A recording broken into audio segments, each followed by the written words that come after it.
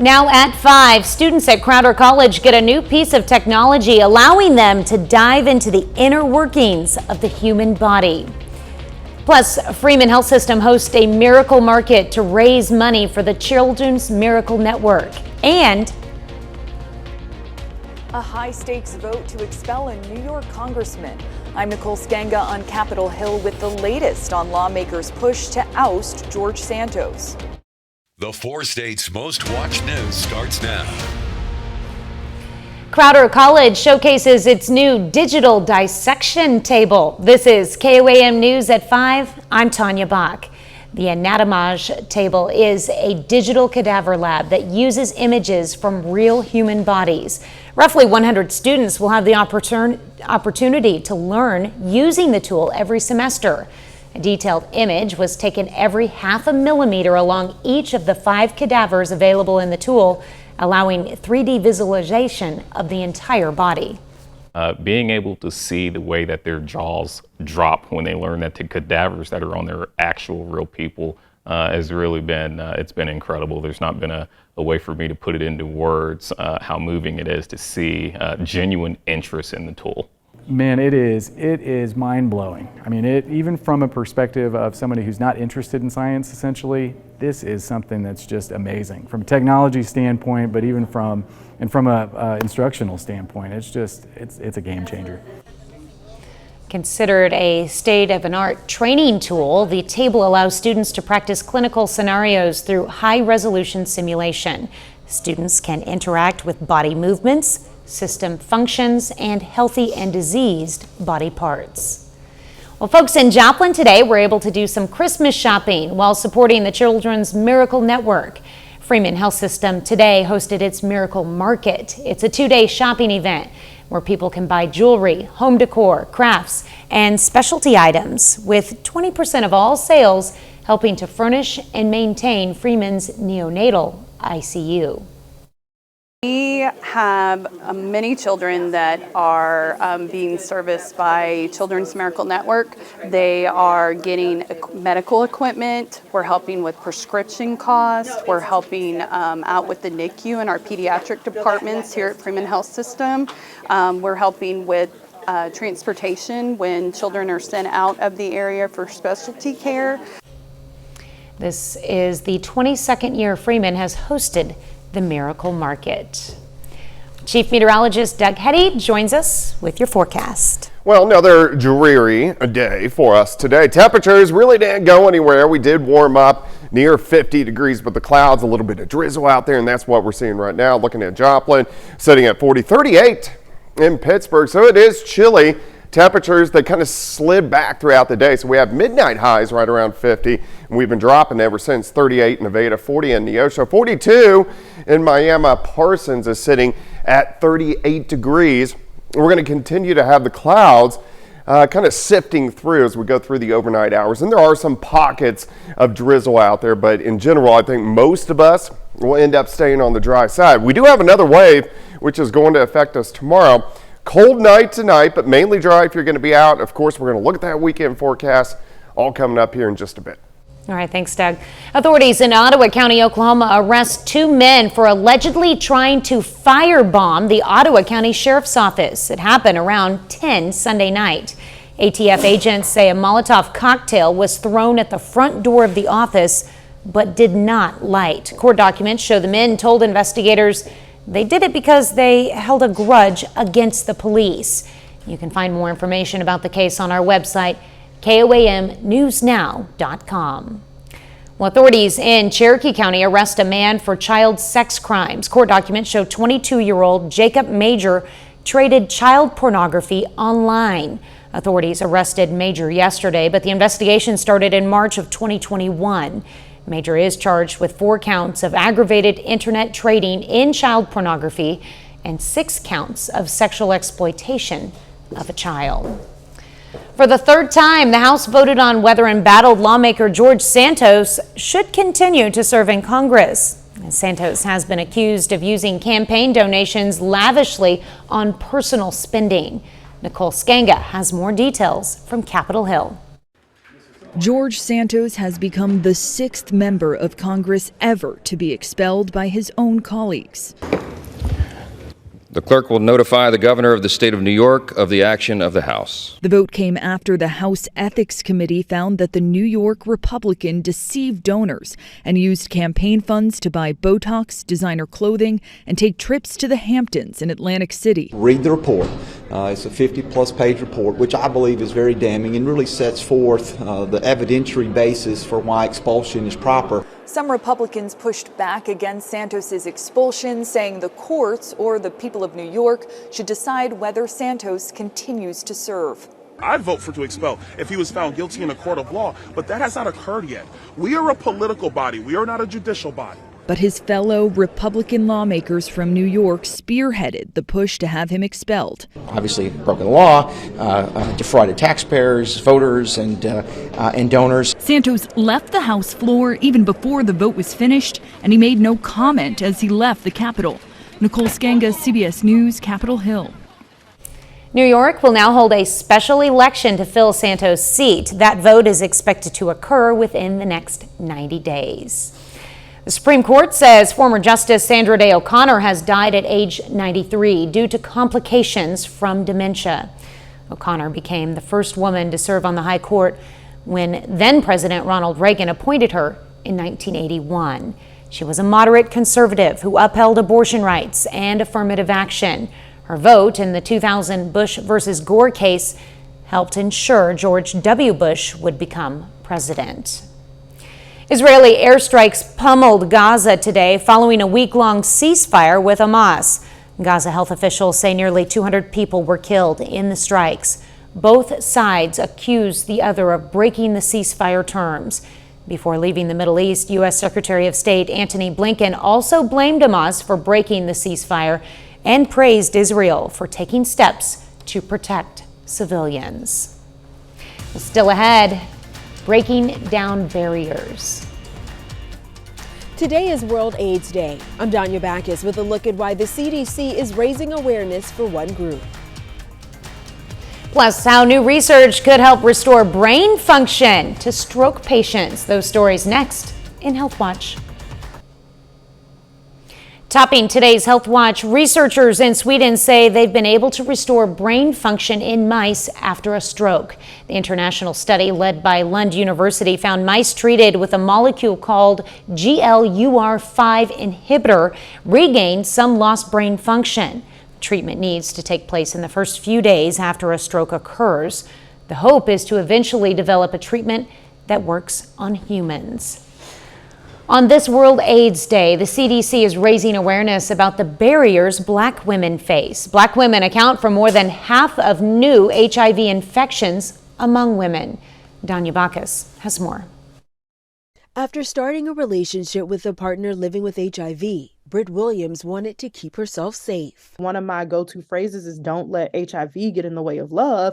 She thought the HIV prevention medication, PrEP, or pre-exposure prophylaxis, was not for women. She learned she could be taking it. I continue to use PrEP because it's one less thing I have to worry about as someone who's actively dating. Williams now wants other Black women to know they too can protect themselves. PrEP is 99% effective at preventing HIV. There's been some substantial progress that we need to continue in young and gay bisexual males, but we haven't seen anywhere near that progress for Black women. Dr. Robin Neblett Fanfares with the CDC. Its She's Well campaign aims to improve awareness. So much of what we see when we think about disparities are really because of long-standing systemic inequities, and those can really impede access to HIV testing, prevention. National HIV consultant Leisha McKinley Beach says many Black women don't know prevention is an option. The commercials make it appear as if it's only for men. If we are serious about ending the HIV epidemic, then there's got to be equity in resources. Williams was finishing her PhD when she had trouble getting her PrEP prescription. As an education professor, she now focuses her research on Black college women and HIV/AIDS. This ended up becoming part of my life's work, and it's a way of helping Black women understand that you can have healthy partnerships. She says knowing how to protect yourself is key. Danya Backus, CBS News, Los Angeles. The CDC says there are different PrEP medications approved for use, but Truvada, or its generic version, or Epritude shots are the only medications approved for use by women. Well, yogurt could help manage depression and anxiety. That's according to scientists at the University of Virginia School of Medicine. Excited about the results of their study, they found lactobacillus, a bacterium in fermented foods and yogurt, helps the body naturally reduce stress and even depression. The discovery could help lead to new probiotic treatments for mental health issues. That's a look at today's health news. A little later, police across the country are cracking down on retail theft this holiday season. Plus, we still have some rain chances sticking around into the weekend. Well, of course, turned out to be a dreary one for us today. Temperatures all day long have been really dropping throughout the day. We've had some drizzle, only has amounted to about 1/100th of an inch. Today, of course, today is December 1st, but for the year, we're sitting still 13 inches behind where we should be for this time of the year. All right, kind of foggy, cloudy, drizzly. It doesn't look super pretty out there, but it is Friday, so that is good. Nice shot, Indigo Sky Casino and Resort, of course, Indigo, just outside of Seneca, Missouri. Temperatures have been dropping, 39 in Stockton, 40 in Neosho, 42 at Grand Lake, Pittsburgh 38. We have Independence sitting at 39 degrees. We can go outside 7th and Rangeline. Much of the same, sitting at 40. Visibility is dropping as these winds come down. We're going to get some patchy fog, which is going to build in. So watch out for that if you are going to be out tonight. Temperatures kind of slowly hanging out, upper 30s over the next several hours. But this fog will start to build in as we go through the overnight hours tonight into tomorrow morning. So visibilities are going to be low. Of course, remember the deer are moving, so be careful if you're going to be driving tonight into the morning hours for us tomorrow. A lot of clouds right now, still some pockets of drizzle out there, but most of us are dry. We have some snow showers up near Kansas City, and if we look out toward the west, here's our next little wave, which is going to rotate in, keeping the clouds pretty thick for us tonight into the daytime hours tomorrow.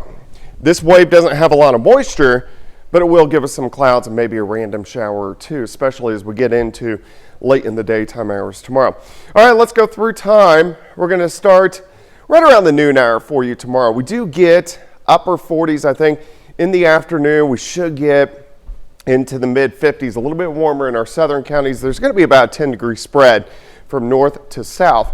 Notice these pop-up showers, especially on the Missouri side. So this is going to be tomorrow afternoon into tomorrow evening. Cloudy skies, some drizzle, some very light showers, not a huge deal, but they are going to be out there and passing through. By Sunday morning, temperatures back down into the mid 30s, so a chilly start, but I do think by Sunday afternoon we'll get some sunshine in here, not a lot, but some sunshine. So Sunday should be the better of the 2 days, and then Sunday night, another round of showers is very possible to rotate through again on the light side. So those are the two rounds that we want to keep our eyes on as we go through the weekend. Hit and miss showers late tomorrow, cold Saturday night, mostly cloudy on Sunday. Temperatures mainly into the mid 50s as we go into the weekend. And as we go down the road, we have another weak little wave that passes by Monday and Tuesday, keeping us cool. And then look at this ridge of high pressure. So no big storm systems next week, but this will allow us to start to warm back up just a little bit as we go through the second half of next week. 55 tomorrow, let's go 56 on Sunday. Again, a few showers late tomorrow and a few showers Sunday night. Monday, 55, 56 on Tuesday. 60s return on Thursday, Friday, and Saturday of next week, but also some showers return as well. But we will take any rain we can get. I know, 60s. That's I can't complain about that in December. That'll be nice. Like a 3-day stretch. Nice. We'll take it. All right, thanks, Doug. Well, coming up, a federal judge rules on a Montana law banning TikTok from the state. Topping today's Consumer Watch, a federal judge yesterday temporarily halted Montana's TikTok ban. U.S. District Judge found the ban carried more interest in China's role in TikTok than protecting Montana consumers. Under the law, the app would be prohibited from operating within state lines with potential fines of $10,000 per day. TikTok challenged the law, saying it infringed on their First Amendment rights. The law was set to go into effect January 1st, but now a trial will decide its legality. It's the holiday shopping season, but it's also the season for police and stores to be on the lookout for theft. Retail theft is happening nationwide, and it's a major problem in California. But police there are trying to crack down. Carter Evans rode along with officers investigating these crimes. This is the moment California Highway Patrol officers moved in on a key member of a suspected retail theft ring in Los Angeles. Okay, they're getting ready to breach. Now with your hands up. We'll see if he complies. CBS News was given exclusive access as authorities executed a search warrant after about 3 months of surveillance, making the arrest. Why is it important that people see this? It's important to understand the repercussions of committing these types of crimes. Sergeant Jimmy Eberhardt says a team of thieves traveled up and down the state, hitting multiple drugstores, then returning to Los Angeles to move the merchandise. Investigators found some of the stolen goods in a car, even a key used to unlock anti-theft security tags. Are these the people that we see on video walking into these stores, just walking right out? Yeah, they could either conceal it on their person or they conceal it in what we consider boost bags. So just because we see those videos, you guys are investigating those on the other end? Yes, sir. And we want the public to know we're out there and we're very proactive. Over the last 4 years, the CHP, the agency that operates the state's Retail Crime Task Force, has recovered more than $33 million worth of stolen goods, but it's a constant battle. So he's just loading up that bag. These thieves hit a store at the Citadel Outlets in Southern California over the Black Friday weekend. Wow, that was fast. Probably the whole thing was less than a minute. The outlet's owner, Steve Craig, says the mall's new license plate scanners identified the getaway car for police. This is not that individual shoplifting that we all kind of grew up with and heard about. This is an organized crime effort. Hundreds of cameras watch over the mall's entrances, exits, and corridors. And the security budget here even includes having sheriff's deputies on site. Is it working? I think it is. Carter Evans, CBS News, Los Angeles. Inflation is easing, but consumers are still holding back on spending. The core personal consumption expenditures price index, which is the Federal Reserve's main inflation gauge, rose 0.2% last month, not including gas and food prices. The index ended up 3.5% for the year. A final check of the forecast is next.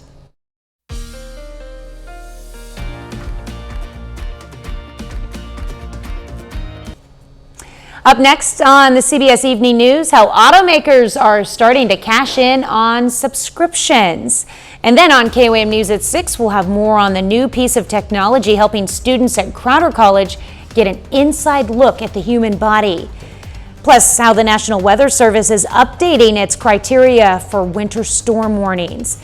And the Seneca Indians compete for a football state championship today. We'll have the highlights. Stay with us for the CBS Evening News and then KOAM News at 6. 100 light years from Earth, planets are moving in the same perfect dance that began billions of years ago. Astronomers discovered this rare solar system in the Milky Way galaxy, 6 planets orbiting a bright star perfectly in sync.